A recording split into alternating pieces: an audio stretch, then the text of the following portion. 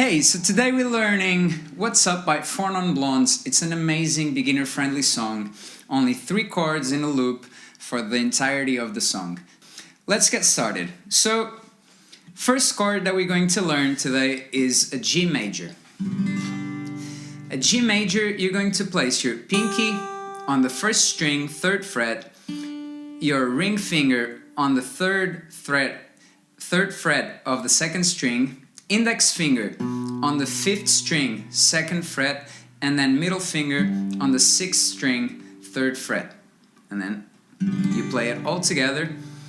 A great thing to pay attention so that you don't sound buzzy like this is try to place all your fingers as close to the next fret as possible. So never here on top of the fret, middle or close to the one next to the one that you have to play. And another good tip is try to build a little bridge with your fingers so that they're not covering the string behind it. So make those little bridges, place your fingers on the fret as close to the next fret as you can without putting it on top of the metal thing, and then you'll get a clear sound. So G major.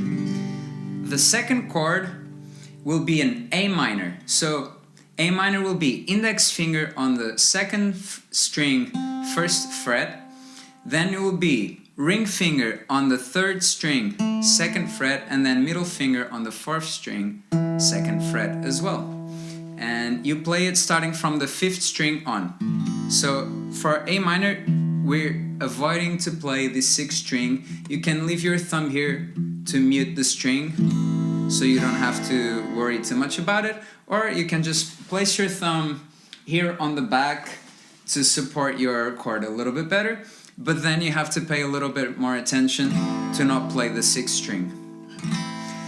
And then finally, our third and last chord is a C major. So for a C major, we're actually going to leave the index finger and the middle finger where they are on the A minor chord, and we're just going to move our ring finger from the 3rd string to the 5th string, and we're going to place it on the 3rd fret of the 5th string. And like for A minor, for the C major chord, we're only going to play strings 5 through 1. And it should sound like this. Remember to do the little bridges with your fingers and place them close to the next fret so that you get the optimal sound. Alright, so let's play the 3 chords one after another. First, G major.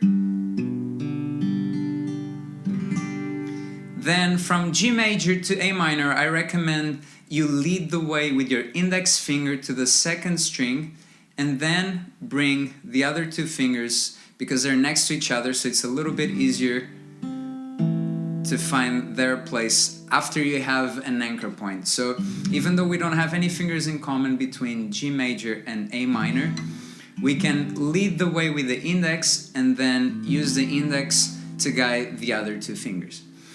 And now, from A minor to C major, we're going to leave these 2 fingers here, and this is a really important skill for you to acquire, which is if a chord has fingers in common with the next chord, you want to avoid to take them out and put them again, because you'll be wasting time.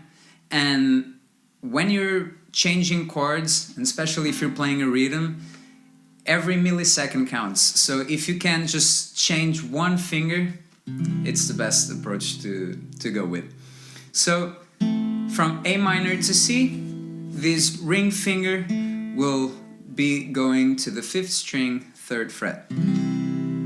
Okay, now, step 2 is you're going to practice the change between chords. So at first, you're going to do what we just did. Play the next chord without a rhythm until you feel comfortable with it. Once you feel comfortable with this, you're going to incorporate a small part of the rhythm, and that small part of the rhythm will be down, up, down. And the idea here is that you play the down on G, for example, and then on the up, you're going to play it and start moving towards the next chord. So down, up, you're allowed to lift your fingers to go to A, and then when you play the down again, you should be on the next chord. So let's practice that. G, down, and down. Okay?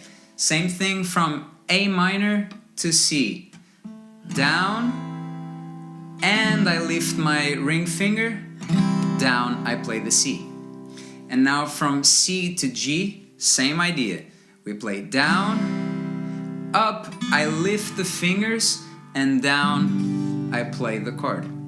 So you want to practice this slowly. Try to get a good sound when you make the move to the next chord.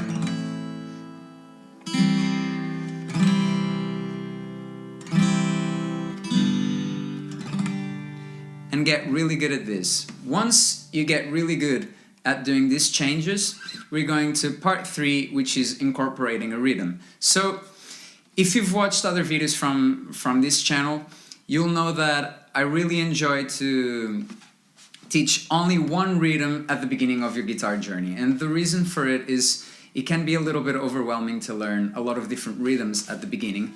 And if you just learn that one rhythm, you can then apply it to a bunch of other songs, and you can fully focus on just learning the chords, learning the changes, getting good at that. And then later on, 2 months from now or a month from now, if it's going really well, you can go back and listen to the song more carefully and play the rhythm more accurately according to the song that you're learning. But at this beginning stage, it's a great way to not get frustrated and to get more excited about playing guitar.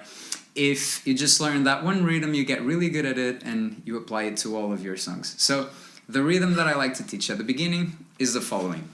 You're going to first just gently place your fingers against the strings so that you mute them. And then with your right hand, you're going to think of it as an engine. So it goes down and up, down, up, and it never stops. This is really important to get good at playing a rhythm. Now, the way that it works is that the downs are numbers. So 1, 2, 3, 4. 1, 2, 3, 4. And the ups are ends. So you would count it 1 and 2 and 3 and 4 and 1 and 2 and 3 and 4 and. This particular rhythm goes like this. 1, 2 and 4 and 1, 2 and 4 and. So a little bit slower, we play the 1, we play the 2 and the end of the 2, we play the end of the 3, the 4 and the end of the 4. And then the 1 comes right after the end of the 4. So when you loop it, it should 4 and 1 all together. So 1, 2 and 4 and 1, 2 and 4 and 1, 2 and 4 and 1. So ideally you will practice this a few times. I suggest you try to get it right without mistakes around 8 times in a row, and then you can take a small break and let your brain do the extra work for you. It's a great tool. And then you're going to combine it with the exercise you did earlier. So this time you're going to play the G, you play the rhythm, 1, 2 and 4 and 1. So that 4 and 1 is the short snippet of the rhythm that we used earlier to practice changing chords. So you're going to use the same trick that you used there this time. So from A minor to C, 1, 2 and 4 and lift the ring finger, 1, 2 and 4 and lift the hand, 1, 2